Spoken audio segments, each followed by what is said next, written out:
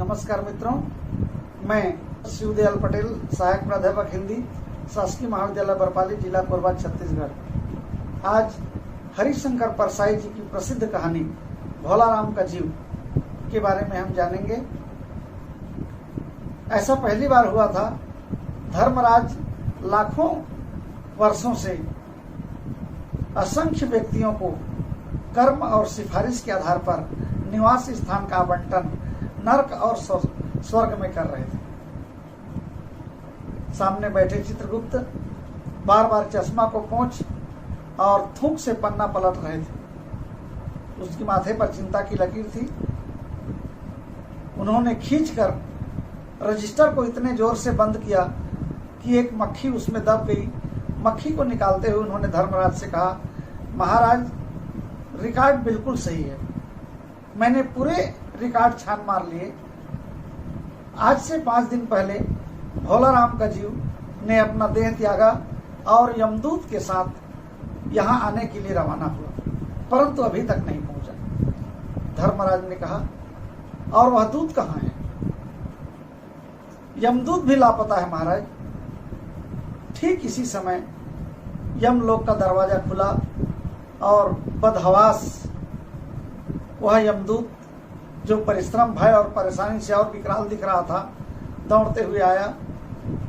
यमदूत को देखकर चित्रगुप्त चिल्लाया, कहाँ रह गया था अभी तक, और भोलाराम का जीव कहाँ है? उसने कहा, दया निधान, मैं क्या बताऊं आपको, पहली बार ऐसा हुआ है मेरे साथ कि किसी जीव ने मुझे चकमा दे दिया है। धर्मराज क्रोध से बोले, जीवों को लाते लाते बूढ़े हो गए हो, फिर भी एक बूढ़े व्यक्ति के जीव ने तुझे चकमा दे दिया।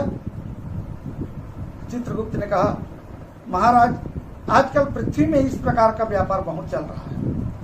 दोस्त अपने मित्रों को कुछ भेंट भेजते हैं, रेलवे के अफसर बीच में उड़ा जाते हैं। होजियरी के मोजे रेलवे के अफसर पहनते हैं।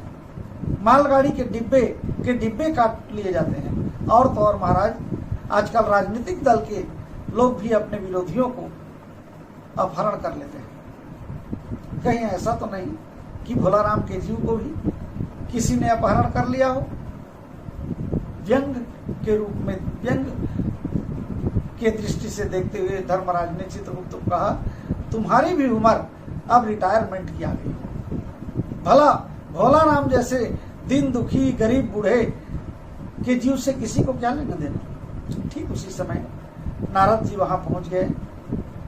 धर्मराज को चिंतित देखकर नारद जी ने कहा, महाराज, आप बड़े चिंतित लग रहे हैं। क्या आपके निवास की समस्या नरक की अभी तक सुलझी नहीं है? धर्मराज ने कहा, आइए मुनिवर, निवास की समस्या तो कब की सुलझ चुकी है। पिछले सालों में बड़े बड़े कारीगर, कुशल कारीगर आए, बड़े बड़े इंजीनियर आए, जिन्होंने पंचवर्षीय योजना का सारा पैसा खा दिया है। ऐसे ओवरसियर आए जिन्होंने उनका पैसा खाया, जो कभी हाजिरी देने के लिए उपस्थित ही नहीं हुए। ऐसे लोगों ने एक से एक इमारत नरक में तान दिया है। समस्या खत्म हो गई है, परंतु एक नई उलझन आ गई है। 5 दिन पहले भोलाराम नाम का जीव ने अपना देह त्यागा और यहाँ के लिए प्रस्थान हुआ। इस दूत ने 5 दिन तक पूरे ब्रह्मांड में उसे खोज डाला, परंतु भोलाराम का जीव कहीं नहीं मिला।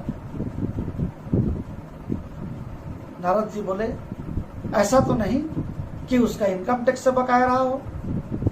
अरे महाराज, टैक्स तो उनको लगेगा ना जिनका इनकम हो। वह भूखमरा था, गरीब था। नारद ने कहा, तब तो कहानी बड़ा दिलचस्प है। एक काम करो, उसका नाम और पता मुझे बता दो, मैं अभी पृथ्वीलोक पर जाता हूँ और उसका पता करता हूँ। नारद जी को चित्रगुप्त ने रजिस्टर देखते हुए बताया, भोलाराम नाम था उसका, और जबलपुर शहर के मधापारा इलाके में 1-1.5 कमरे के मकान में वह सपरिवार रहता था। 60 साल का बूढ़ा था।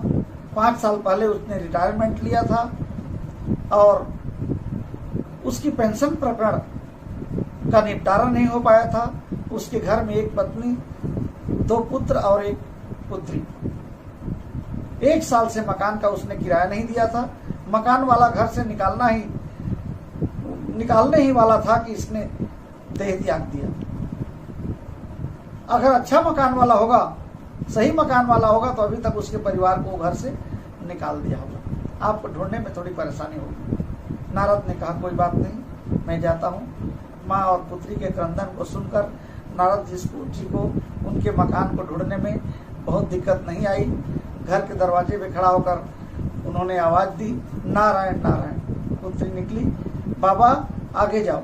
उन्होंने कहा मैं भिक्षा मांगने नहीं आया हूँ, पुत्री अपनी माँ को बाहर भेजो, मैं भोला राम के बारे में कुछ पूछताछ करना चाहता हूँ। उसकी माँ के आने के बाद नारद जी ने पूछा कि माता, भोला राम को क्या बीमारी थी? बीमारी क्या महाराज? भूखमरी की बीमारी थी। 5 साल हो गया नौकरी छोड़े, पेंशन का प्रकरण उनका निपटा ठीक नहीं हुआ था। हर 15 दिन में जाते थे, दरख्वास्त देते थे, या तो वहां से जवाब ही नहीं आता था, और जवाब आता तो यह आता कि तुम्हारे प्रकरण के बारे में सुनवाई चल रही है। हमारे घर के सारे गहने जेवर 5 साल में बिक गए, बर्तन बिक गए, कुछ नहीं बचा, और भूख के मारे उन्होंने स्वयं अपना देह त्याग दिया। नारद जी को इतनी व्यथा सुनने की फुर्सत नहीं थी। वो मुद्दे पर आए और बोले कि ये बताओ, उनका किसी विशेष चीज में लगाव था? और लगाव क्या महाराज, अपने बाल बच्चों से ही प्रेम रहता है? नहीं, मेरा कहने का मतलब परिवार से बाहर किसी स्त्री से प्रेम। वह स्त्री भड़क उठी। उन्होंने कहा क्या बकते हो महाराज, साधु हो, कोई लफंगे नहीं? वो तो ऐसे व्यक्ति थे जिन्होंने जीवन भर किसी पराई स्त्री को नजर से नहीं देखा। नारद जी हंसे और बोले कि तुम्हारा सोचना ठीक है, यही उत्तम गृहस्थी का आधार है। उसकी माता ने कहा मुनिवर, आप तो साधु हैं, सिद्ध पुरुष प्रतीत होते हैं, क्या ऐसा आप कुछ नहीं कर सकते कि उनका पेंशन प्रकरण निपट जाए और कुछ दिन बच्चों का पेट पालन हो जाए? नारद जी ने कहा आजकल साधुओं की बात कौन सुनता है, मेरा मठ तो यहाँ है नहीं, फिर भी मैं कोशिश करता हूँ। नारद जी चले गए, उस कार्यालय में पहुंचे और एक बाबू से मिले। उन्होंने पेंशन प्रकरण की बात की, भोलाराम की। उसने ऊपर से नीचे तक बाबू ने देखा, कहा कि हाँ, भोलाराम जी आते थे, आवेदन देते थे, आप उनके आत्मीजन प्रतीत होते हैं, परंतु उस पर वजन नहीं रखते थे और वो सारा कागजात उड़ जाता था। उन्होंने कहा ये बहुत सारे तो पेपर वेट रखे हुए हैं, इसको क्यों दरख्वास्त पर नहीं रख दिया? उन्होंने कहा कि आप साधु हैं, आप नहीं समझ पाएंगे, और दूसरे बाबू के पास भेज दिया। दूसरे ने तीसरे, तीसरे ने चौथे, चौथे ने पांचवें। 25-30 बाबू और अफसरों से मिलने के बाद एक चपरासी ने कहा महाराज, आप इस तरह दिन रात चलते रहेंगे और साल भर ऑफिस के चक्कर काटते रहेंगे तो भी आपका काम नहीं होगा। आप एक काम करिए, बड़े ऑफिसर के पास चले जाइए, अगर उनको आपने खुश कर दिया तो आपका काम आज ही हो जाएगा। वह बड़े ऑफिसर के पास गए, गेट में चपरासी ऊँग रहा था, सीधा अंदर चले गए। बिना विजिटिंग कार्ड के आए देखकर साहब को बड़ा गुस्सा आया। उसने कहा इसको मंदिर समझ लिया है क्या? धड़धड़ाते चले आए, चिट क्यों नहीं भेजी? नारद जी ने कहा चिट कैसे भेजता? चपरासी सो रहा है गेट के पास। रौब से साहब ने कहा अच्छा क्या काम है? नारद जी ने भोलाराम के पेंशन प्रकरण की बात की।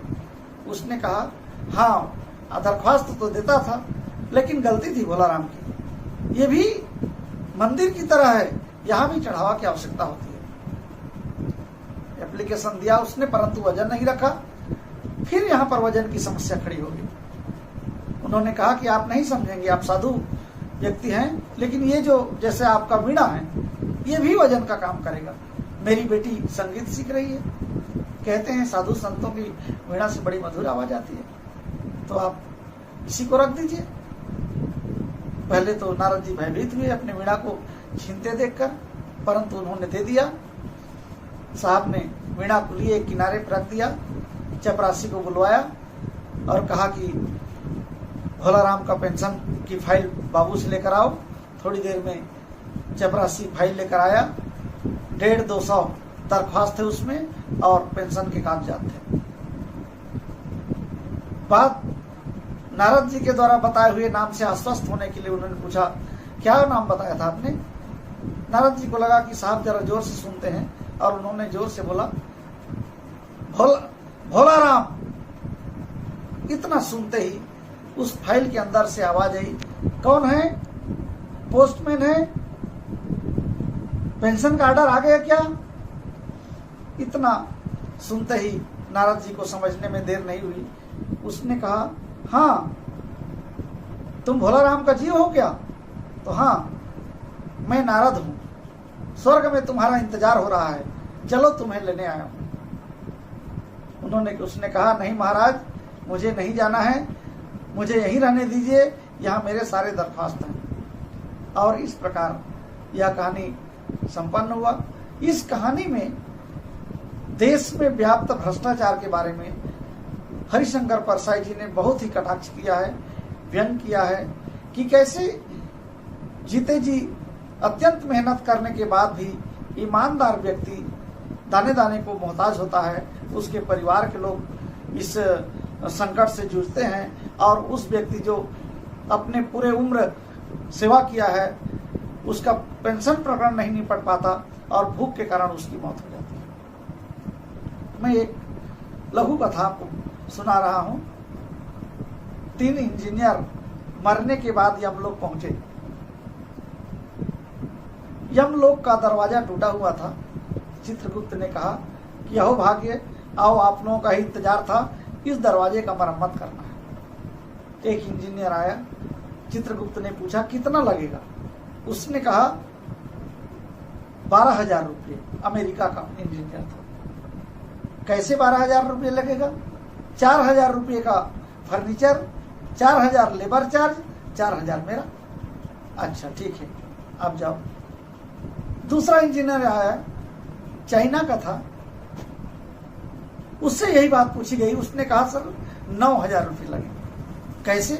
3,000 फर्नीचर का, 3,000 लेबर चार्ज और 3,000 मेरा। ठीक। तीसरा इंजीनियर आया, भारत का था। उसने कहा 29,000 रुपये लगे। चित्रगुप्त दंग रह गया। अभी तो उसने 9, उसने 12 बताया, तुम 29,000 कैसे बोलते हो? तो भारत के इंजीनियर ने कहा, महाराज, अगर आपने मेरा इस मरम्मत का टेंडर पास करवा दिया तो 10,000 रुपया आपको दूंगा, 10,000 रुपया मैं लूंगा और 9,000 में उस चाइनीज इंजीनियर को ठेका दे देंगे, वो जाने उसका काम है। इस तरह से मित्रों, आकंठ भ्रष्टाचार में देश डूबा हुआ है। ये हरिशंकर परसाई जी बताना चाहते हैं।